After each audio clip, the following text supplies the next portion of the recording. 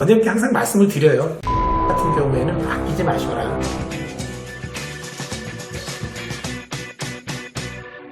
그리고 두 번째, 인테리어 혹시 평당 얼마쯤 하나요? 이런 질문을 좀 많이 받아요. 혹시 이런 부분에서 좀 어떻게 산정되는지 한번 여쭤봐도 될까요? 원장님들이 평당 얼마입니까? 라고 물어보시는데 저희가 대답은 해드립니다. 근데 그거를 원장님들께서 절대적으로 믿지 마시고요. 그 시설 투자를 하실 때 예산을 잡는 거에 대한 참고사항 정도로만 하셔야지 절대적 산정 기준으로 보시면 안 될 것 같아요. 저희가 안내해드리는 그런 기준도 실질적으로는 비슷한 진료 컨셉과 비슷한 사이즈의 평수를 개원해드린 경험을 토대로 해서 평균값을 내서 이 정도면은 이 정도의 시설을 할 수 있습니다라는 안내에 대한 부분으로만 저희가 말씀을 드리는 거지 그 비용이 절대적이다 그럴 수 없거든요.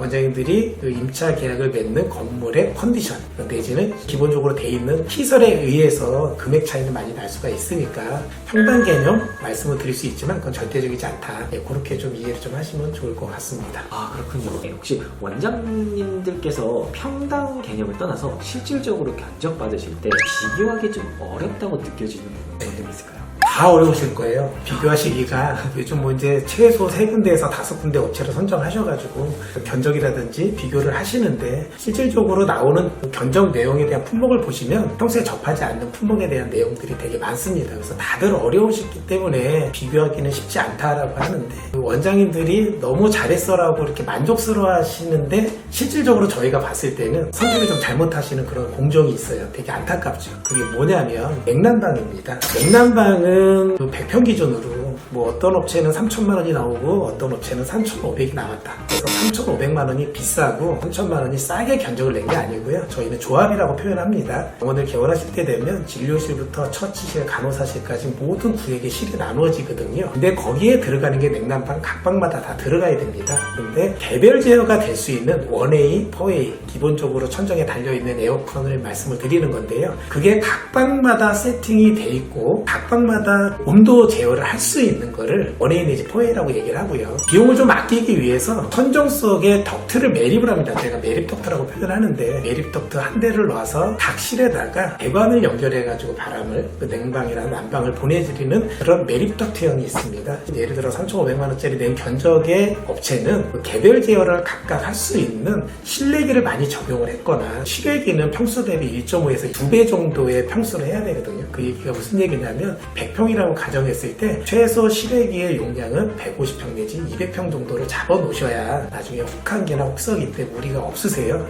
그렇기 때문에 실외기의 용량을 좀 키워주거나 각방 제어, 저는 더위를 많이 타고 대표님은 더위를 덜 타시면은 하나로 틀었을 경우에 둘 중에 한 명은 춥거나 만족스럽지 못할 수 있잖아요. 그렇기 때문에 각자 실내기를 설치를 합니다. 그럴 경우에는 저는 20도, 대표님은 24도 이렇게 조절할 수 있는 게 1A, 4A에 대한 개별 난방이고요. 아까 말씀드린 대로 매립 덕트는 한 가지 온도로 모든 방을 내려주기 때문에 그거에 대한 불편함을 느끼는 호소하시는 원장들이 많습니다. 자, 그게 이제 정리를 하자면 실내기의 개수에 따라 실외기의 용량에 따라 금액이 3,500이 나오는 거지 똑같은 조합으로 인해서 여긴 3,000, 여긴 3,500 그럴 확률은 거의 없으세요. 그렇기 때문에 그 냉난방 같은 경우에는 나와 있는 견적을 이렇게 눈으로 보시고 아 여기가 싸니까 여기다라고 컨택하시면 안 되고요. 어떤 식으로 조합이 되어 있는지 평면도에 배치도를 그려달라고 얘기를 하시고요. 그 배치도를 꼭 보신 다음에 여기는 이래서 이렇구나 여기는 이래서 싸구나에 대한 부분을 명확히 판단하시고 선택을 하시는 게 맞을 것 같습니다. 그래서 제가 원장님께 항상 말씀을 드려요. 냉난방 같은 경우에는 아끼지 마셔라.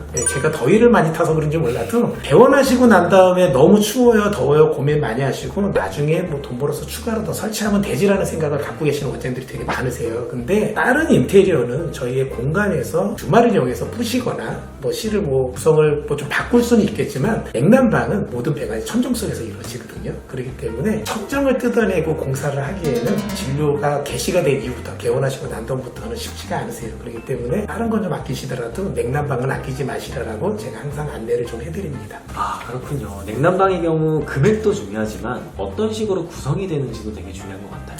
근데 간혹 신축 건물에는 냉난방 자체에 이렇게 설치가 되어 있는 경우도 있는데 그런 경우에는 좀 금전적으로 좀 절감이 될 수 있을까요? 네, 맞습니다. 요즘 신도시 같은 경우에 에너지 절약 평가 기준 뭐 해가지고 냉난방을 설치를 해야 되는 조례가 있어요. 그럼 이제 그런 건물에 해당 건물은 냉난방을 설치를 합니다. 근데 실질적으로 위례라든지 청라라든지 송도 같은 신도시 같은 경우에 큰 근린생활시설의 건물을 보실 경우에는 에어컨이 설치가 되어 있습니다. 근데 에어컨을 크게 두 가지로 분류를 하거든요. 냉매를 어떤 냉매를 쓰느냐에 따라서 순행식과 공내식 두 가지로 크게 분류가 됩니다. 그 얘기는 뭐냐면 순행식은 냉매를 물을 사용해서 하는 에어컨을 순행식이라고 하고요. 공냉식은 저희 프레온가스 얘기 많이 들으셨죠? 가정용은 대부분 프레온가스라고 보시면 되는데 프레온가스를 냉매로 기준으로 해서 에어컨이 설치가 되게 운영이 되게 만들어 옵니다. 그래서 순행식, 공냉식 두 가지로 분류가 되는데 신도시에 설치되어 있는 에어컨들은 거의 대부분이 순행식입니다. 근데 냉매는 물로 하는 냉매가 프레온가스를 냉매로 갖고 있는 에어컨보다 효율이 현저하게 떨어집니다. 자, 그리고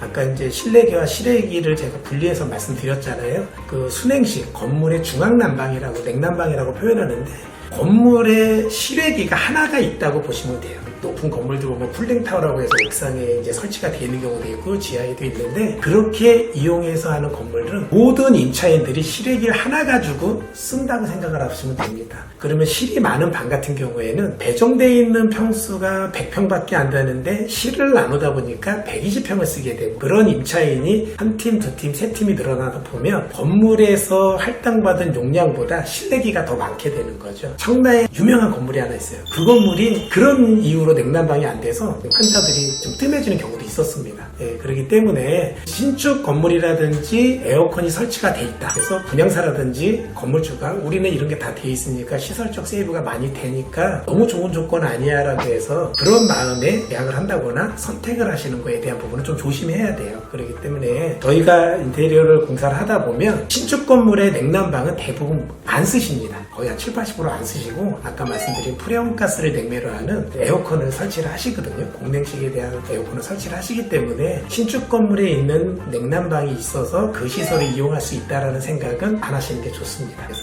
이거를 제가 이 건물을 선택하고 임차 계약을 하는 기준에 그게 절대적으로 많이 작용을 했다라고 하게 되면 잘못된 판단이시거든요. 그렇기 때문에 기존 건물에 있다고 해서 그거를 절대적으로 믿지는 않으셨으면 좋겠습니다. 예. 아, 네. 냉난방기에 대해서 이제야 드디어 좀 대략적으로 이해가 가는 것 같습니다.